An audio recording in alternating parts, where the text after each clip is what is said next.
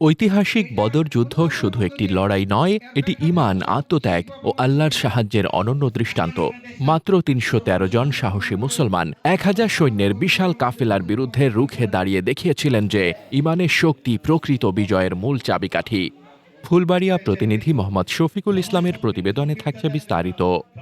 এই শিক্ষাকে সামনে রেখে ময়মনসিংহের ফুলবাড়িয়া পৌরসভার ৭ নং ওয়ার্ড জামায়াত ইসলামের উদ্যোগে ঐতিহাসিক বদর দিবস ও রমজান শীর্ষক আলোচনা সভা ও ইফতার মাহফিল অনুষ্ঠিত হয়েছে।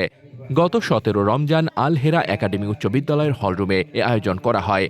অনুষ্ঠানে স্বাগত বক্তব্য রাখেন পৌরসভা ৭ নং ওয়ার্ড জামায়াত ইসলামী সভাপতি মাওলানা মোতালেব হোসেন। প্রধান অতিথি হিসেবে উপস্থিত ছিলেন ফুলবাড়িয়া উপজেলা জামায়াত ইসলামীর নায়েবে আমির মোহাম্মদ গোলাম মোস্তফা।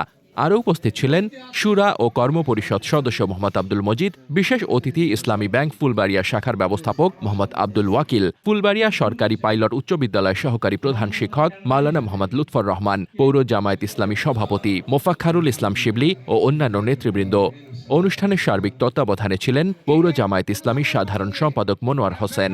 প্রধান অতিথির বক্তব্যে মোহাম্মদ গোলাম মোস্তফা বলেন, বদর যুদ্ধ ইসলামের ইতিহাসে একটি গুরুত্বপূর্ণ অধ্যায়। মাত্র ৩১৩ জন মুসলমান ১,০০০ কাফেরের বিরুদ্ধে লড়াই করে বিজয় অর্জন করেন। খাঁটি ঈমানদারদের বিরুদ্ধে ইসলাম বিদ্বেষীরা কখনো সফল হতে পারবে না। আল্লাহ তাআলা স্বয়ং ফেরেশতাদের মাধ্যমে মুসলমানদের সাহায্য করেছেন।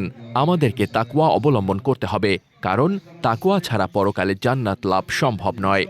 অনুষ্ঠানের শেষ পর্বে দেশ ও জাতির মঙ্গল কামনায় বিশেষ দোয়া করা হয় এবং উপস্থিত সকলের মাঝে ইফতার পরিবেশন করা হয়। মোহাম্মদ শামীম রেজা, দৈনিক খোলা চোখ।